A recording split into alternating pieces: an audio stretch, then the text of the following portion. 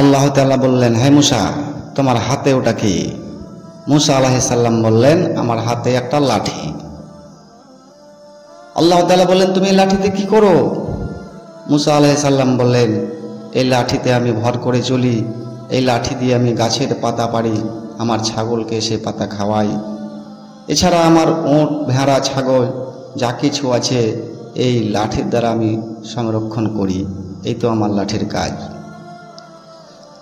আল্লাহ তাআলা বললেন, মুসা রে, শুধু তাই নয়, সেখান থেকে শেষ নয়, এই লাঠির আমি এমন একটা মজুজা দিয়েছি যা তুমি মুসা জানো না। মুসা রে, ওই লাঠিতে আমি এমন একটা কুদরত দিয়েছি, তুমি ওই লাঠিটাকে জমিনে ছেড়ে দাও।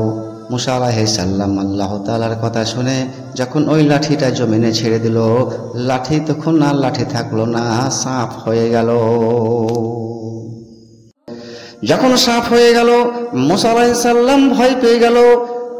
যখন ভয় পেয়ে গেছে, সাপ থেকে একটু দূরে সরে গেছে, আবার আল্লাহ তাআলা বললেন, ও মুসা রে, তোমার ভয়ের কোনো কারণ নাই, আমি তোমার সঙ্গে আছি।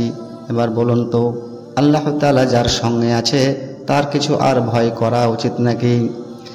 আল্লাহ তাআলা বললেন, ও মুসা রে, তোমার ভয় করার কোনো কারণ নাই, তুমি সাপটাকে চেপে ধরো। সাথে সাথে মুসা যখন ওই সাপের গলাটাকে চেপে ধরলো, আবার সাপ থেকে লাঠি হয়ে গেল। একদিন ফেরাউন তার সৈন্যবাহিনী নিয়ে, তার দলবল নিয়ে জাদু দেখার জন্য তাদের যত লাঠি ছিল, যত কিছু ছিল, সবকে জাদুর দ্বারাই সাপ বানিয়ে দিয়েছে। সে সাপ, ভাল্লুক আর বাঘ অনেক কিছু জন্তু বানিয়ে দিয়েছে, সে জাদুর দ্বারাই এসব করেছে। ফেরাউন যখন জাদুর দ্বারাই সে লাঠি থেকে বাঘ বানিয়েছে, সাপ বানিয়েছে, এই সাপ আর বাঘ মুসা নবীকে আক্রমণ করছে, মুসা নবীর কাছে ঝাঁপিয়ে পড়েছে। এবার মুসা নবী ভয় পেয়ে গেছে। আল্লাহ তাআলা বললেন, মুসা রে, বাতিলের সঙ্গে যুদ্ধ করার জন্য আমি তোমাকে একাই ছেড়ে দেই নাই, আমি তোমার সঙ্গে আছি, তোমার কোনো ভয় নাই। তুমি সাথে সাথে লাঠিটাকে ছেড়ে দাও।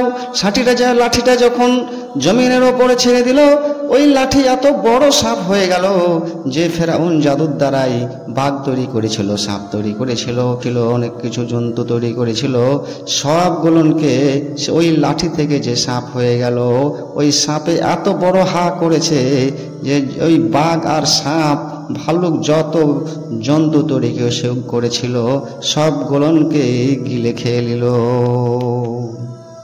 এই ছিল মুসা নবীর লাঠির কুদরত।